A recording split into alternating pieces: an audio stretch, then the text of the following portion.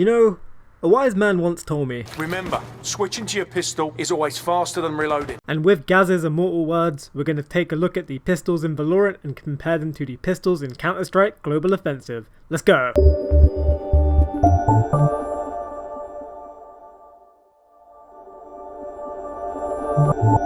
Alright, first off we have the Classic. The Classic is the starting pistol, the pistol that's available to everyone at any time, regardless of what side you're on. It is comparable to the Glock-18, the starting pistol for the terrorist in CSGO, and they share a lot of things in common, such as the fact that they're kind of inaccurate and they both do low damage. However, where the Glock can get a one-shot headshot at close range, the Classic cannot. The Classic requires at least 2 headshots to get a kill. Other things that they have in common include the fact that they have a single fire mode, semi-automatic, and the alternative fire mode, which is a 3-round burst. With the Classic, all you have to do is right click and you'll immediately be shooting in 3-round bursts, whereas with the Glock-18 you have to toggle it on and toggle it off. This is a nice quality of life update that Valorant has over CSGO. Whilst they do share a burst fire mode, the Classic's burst fire mode is a lot slower and somewhat more accurate compared to the Glock's that is a lot faster and a bit more erratic. Other noticeable differences include the fact that the Classic has a magazine capacity of 12, whereas the Glock has a magazine capacity of 20. Also, if you were to drop your Glock in CSGO, you can just buy it again for $200 if you're within the buy zone, whereas in Valorant you can just buy a Classic again for free. There is no price attached to it.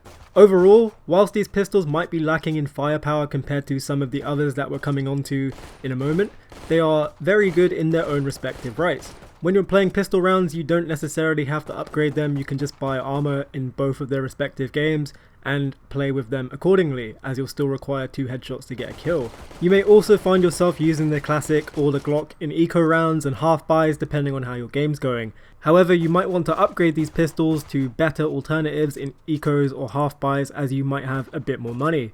One of the pistols that you can upgrade to in Valorant is the Ghost. The Ghost is a semi-automatic pistol which has a silencer attached to it, and it is very similar to the USP-S in CSGO. Where the USP-S is one of the starting pistols for the counter-terrorist in CSGO, the Ghost is an upgradable option in Valorant and it costs 500 creds. Whereas the USP-S costs $200 if you were to buy it again after dropping it in spawn. The magazine sizes of both of these guns are comparable, as the Ghost has a magazine capacity of 15, whereas the USP-S has a capacity of 12. But this is where the similarities start to differ, as you cannot remove the silencer from the Ghost in Valorant, however you can remove the silencer from the USP-S in CSGO. In addition, when going for headshots you will still require 2 headshots to get a kill with the Ghost in Valorant, whereas with the USP-S in CSGO you can easily get 1-tap headshots from a decent range. Overall, both of these pistols are very good and completely viable in both of their games. The only real compromise with the Ghost is that you have to spend creds on it, whereas with the USP-S it is given to you at CT spawn. This almost comes down to personal preference in Valorant, as the Ghost will still require 2 headshots to kill a target, just like the Classic. But a more high risk, high reward pistol that you might consider investing in Valorant is the Frenzy. The Frenzy is not just any pistol, it is a machine pistol, just like the CZ75 in CSGO. Both of these pistols are low cost, low mag, high fire rate pistols which can deal so much damage in such a short period of time. And the similarities don't stop there. The Frenzy costs 400 creds, whereas the CZ75 costs $500. They both require 2 headshots to get a kill at close range, however with the high fire rate you can get this relatively quickly.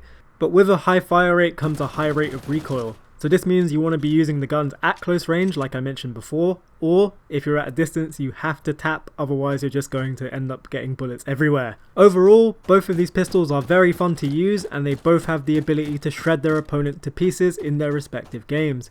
The times when you buy them are kind of situational though, as you might not want to find yourself buying these on pistol rounds. However, in eco rounds, in rushes and half buys sometimes, buying these is a completely viable option. The final pistol we're coming onto in this comparison is the Sheriff. The Sheriff in Valorant is very comparable to the R8 Revolver and the Desert Eagle in CSGO. All 3 of these weapons are high damage, high recoil and semi-automatic. But the similarities don't end there. All of these weapons have relatively low magazine sizes, as the Sheriff has 6 bullets, as it is a revolver, the R8, as you might imagine, has 8, and the Desert Eagle has 7. But the main distinguishing factor for these weapons is that they have the ability to do a one-shot headshot. This is what justifies the high price tag for all of these weapons, as the Revolver costs $600, the Desert Eagle costs $700, and the Sheriff cost 800 creds.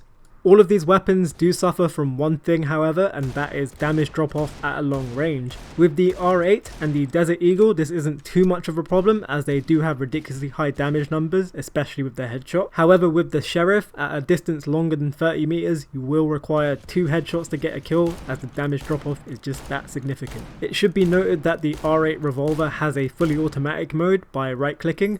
This is very effective at close range, however it is not possible to do this yet, if at all, with the Sheriff in Valorant. Overall, these are the high risk and high reward pistols. What this means is that you'll probably not see them in the initial pistol rounds, however you will see them quite often in eco rounds and in half buys.